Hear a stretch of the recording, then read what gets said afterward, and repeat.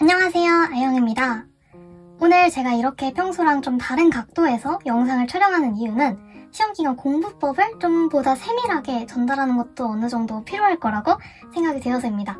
이 영상은 모든 학교의 시험 범위와 난이도가 다르므로 공부법은 참고 용도로만 사용하시는 것을 권장드립니다. 설명에 앞서서 국어 시험 범위는 크게 세 종류로 나눌 수 있다고 저는 생각을 합니다. 교과서에 수록된 범위, 그리고 교과서에 미수록된 범위, 그리고 시험장에서 처음 보고 그 당일에 풀어야 하는 외부 작품입니다. 이 세 가지를 공부하는 방식이 저는 좀 다르다고 생각이 되어서 하나하나 좀 설명을 해보도록 할게요. 먼저 교과서에 실린 범위입니다. 교과서의 범위의 최대 장점은 자습서 등의 선생님들의 기준이 되는 자료를 가장 좀 쉽게 얻을 수 있다는 것에 있습니다. 저는 자습서를 옆에 날개 부분까지 읽으면서 시험에 대비를 했습니다. 자습서는 약간 문제를 푼다는 용도보다는 작품의 해설을 여러 번 보면서 그 해설을 나의 것으로 습득하는 용도로 쓰는 게 가장 좋았던 것 같습니다. 문제풀이는 오히려 족보닷컴이나 기출비 등의 사이트 혹은 학원을 다니는 분들은 학원을 통해서 얻는 게 좋았던 것 같고요. 네이버에 어떤 작품 모의고사라고 검색을 하면은 그 작품에 해당하는 모의고사 기출문제가 나오는데요. 그걸 다운받아서 풀어보는 것도 좀 정확한 외적 중거가 될 수 있을 거라고 생각이 듭니다. 그리고 역시 무엇보다 중요한 건 학교 수업입니다. 학교 수업 시간에 졸지 않고 열심히 필기를 하는 태도가 정말 너무 중요한데요. 선생님들께서 연계 작품에 대한 언지를 주실 때가 종종 있습니다. 특히 시험 2, 3주 전에는 출제 포인트에 대한 강조가 억양에서 느껴지는 경우가 저는 좀 많이 느껴졌다고 생각이 됩니다. 그걸 잡아내는 것 또한 저는 시험 공부의 일환이라고 생각이 돼요. 수업을 들을 때 필기는 저는 총 3가지 색깔을 사용하는데요. 빨간색, 파란색, 그리고 보라색을 주로 사용합니다. 빨간 펜으로는 서리법, 감정이입 등 표현법과 관련된 내용을 정리하고요. 파란 펜으로는 화자의 태도, 정서 등 내용과 관련된 것들을 주로 정리를 합니다. 이렇게 정리를 하는 이유는 같은 색깔끼리는 한눈에 더 잘 보여서 표현법은 표현법끼리, 내용은 내용끼리 한 번에 정리하는 그런 시각적인 효과를 얻기 위해서 이렇게 정리하는 것이 있고요. 실제로 이렇게 정리를 해두니까 어떤 작품에 어떤 표현법이 쓰였는지 표현상의 특징을 물어보는 문제를 풀 때 좀 더 빠르게 풀 수 있었던 효과가 있었습니다. 보라색은 아까 선생님께서 시험에 대한 언질 같은 걸 주실 수 있다고 했잖아요. 보라색은 연계나 아니면은 내가 이 부분에서 출제될 것 같다 라는 저만의 감을 간단히 적어두는 용도로 사용하고 있습니다. 두 번째는 교과서 외의 시험 범위입니다. 이건 보통 모의고사에서 시험을 낸다고 공지가 뜨거나 학습지를 주시면서 여기서 시험 낼 거야 라고 하시는 경우가 있는데요. 저희 학교의 경우에는 수업을 해주시는 경우도 있지만 외부 작품이 시험 범위로 공지가 되면은 수업을 안 해주시는 경우가 많다고 생각이 됩니다. 이때 저희가 고려를 해봐야 할 건 도대체 선생님들께서 어디서 작품 해석에 대한 정보를 얻으실까입니다.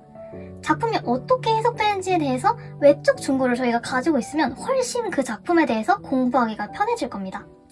저는 주로 EBS 같은 공교육 플랫폼 또는 선생님들이 접근하기 쉬운 유튜브 동영상을 보면서 외적 중고로 삼으려고 했습니다. 그리고 족보닷컴 시대별 문학이라고 하는 자료를 다운받아서 상세한 작품의 해설을 읽고 또 거기에 나와 있는 문제를 풀어보았습니다.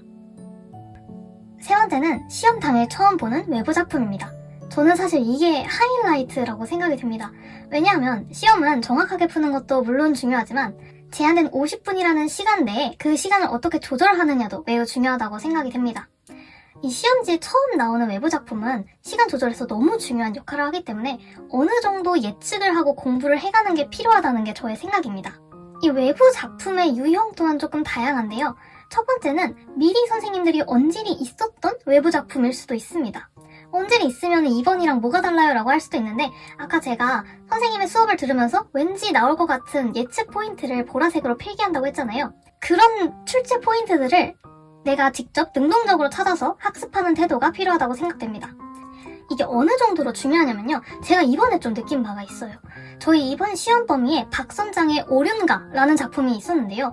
선생님께서 수업 시간에 주세붕의 오륜가라는 게 있다라는 정도로 언급을 하셨어요. 이걸 뭐 공부해라 정도가 아니라 주세붕의 오륜가도 있어 라는 말씀을 하셨는데 전 이걸 당연히 이제 보라색으로 적어놨죠. 그리고 시험 전에 공부를 했는데 실제로 주세붕의 오륜가가 저희 이번 시험 문제에서 가장 배점이 높은 문제로 출제가 되었고 당연히 저는 미리 공부를 했으니까 풀어서 맞았습니다.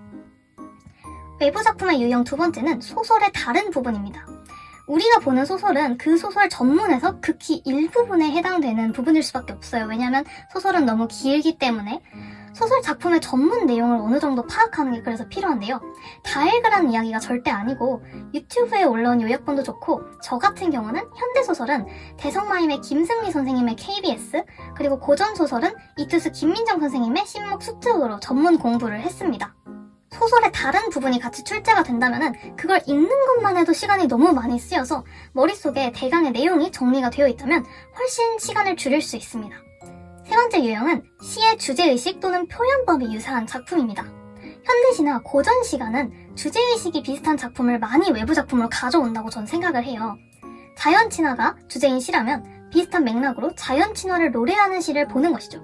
근데 이게 이렇게만 말하면 범위가 너무 광범위하니까 저만의 조금 선택 기준이 있는데 영향을 주고받은 작품 또는 작가가 동일한 작품, 동일한 시대상이 반영되어 있는 작품 1960년대라던가 아니면 6.25 전쟁이라던가 일제강점기 등 이런 시대상이 비슷한 작품은 같이 봐주는 게 좋고요. 고전시가라면 인강교재, 기초교재에 나와 있다던가 아니면은 수능특강에 수록이 되어 있다던가 기출문제로 좀 많이 나왔던 작품일수록 더 많이 도움이 됩니다. 시험 범위에 만약에 정철의 관동별곡이 있다면 이와 내용이 비슷한 관서별곡, 표현법에서 영향을 준 면왕정가, 같은 작가가 썼다는 송미인곡 또는 사미인곡 같은 거를 한 번씩 보면서 외부 작품을 대비했습니다. 네 번째 유형입니다. 사실 이건 좀 가장 절망적인 상황이죠. 그래도 내가 이렇게까지 공부를 했는데 그래도 모르는 게 있을 수 있어요. 이 정도 했는데 사실 겹치는 게 아예 없는 경우는 거의 없을 거예요.